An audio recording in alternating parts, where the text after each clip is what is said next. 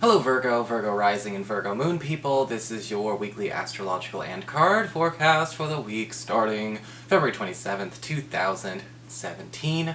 A quick reminder for you guys, I did put out your monthly horoscopes already for March if you want to check those out. Those are on a main channel page under their own special playlist.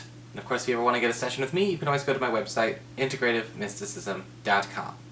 So, Virgo, what is going on with your astrology this week? Well, in the beginning of the week, we've got Jupiter and Mars in a lovely connection between your earned income sector, where Jupiter is currently retrograde, helping you find hidden treasures, things that are just beneath the surface, all of that buried treasure in your own backyard, and Mars in your 8th house of passive income, shared resources, self-employment income, and I like to paraphrase this as a sort of backup. This is like the cavalry coming in a lot of ways. You're going to be finding some kind of supplement opportunity early on this week, something that's going to really, you may be finding a new job opportunity within a company that you work for, or maybe a way to boost your income through work that you already do.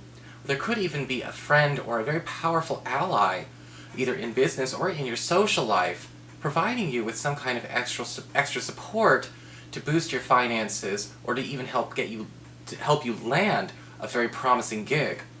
Towards the end of the week, we've got Mercury, planet of communication, your ruler, forming a strong conjunction with Neptune in Pisces in your 7th house of partnerships. And Neptune and Mercury together can get kind of murky, okay?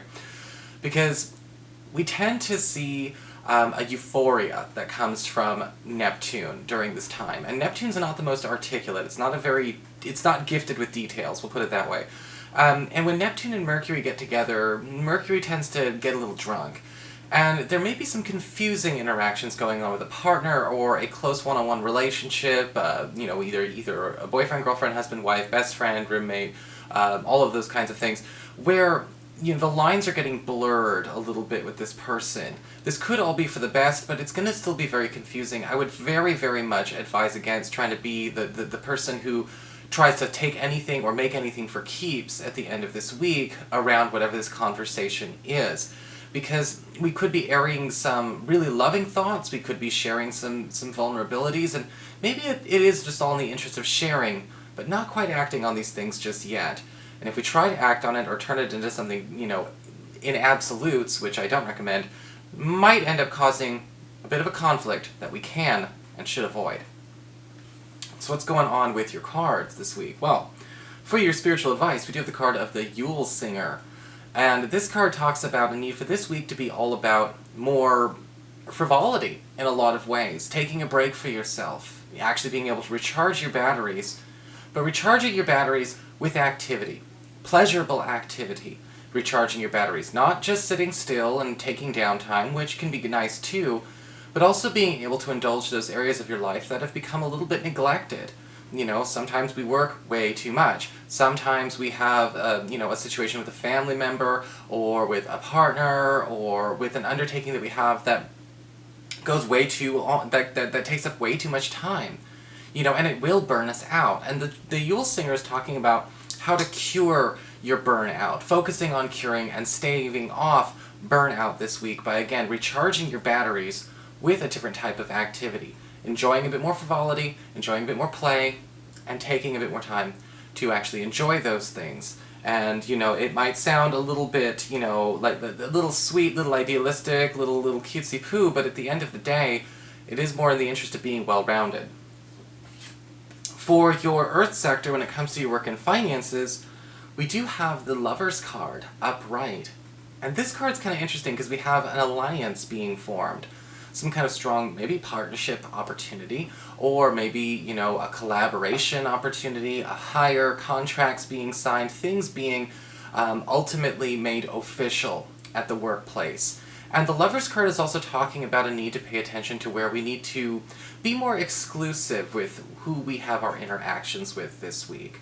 Because sometimes we can, burn out on the professional company that we have. We need to focus on the colleagues, the peers, possibly even the customers that are healthy for us to work on and work with.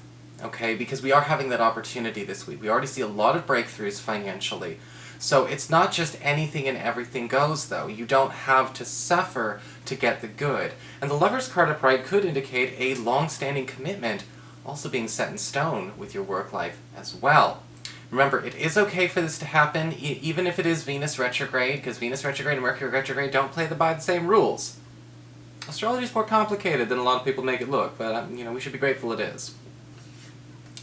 For your communications with air, when it comes to your friends, your relatives, the others in your life, we have the Ten of Swords upright. Things may be going all very well and good for you, but maybe not for somebody close. Okay, the Ten of Swords does often indicate a harsh end to a harsh situation. Now this isn't happening to you. Again, this is happening to a friend, a relative, somebody close. And sometimes this card can show up where we see a dysfunctional situation ending for this person, but they're not ready to see why it's probably for the best, okay? And you can't rush a person into seeing why it's for the best.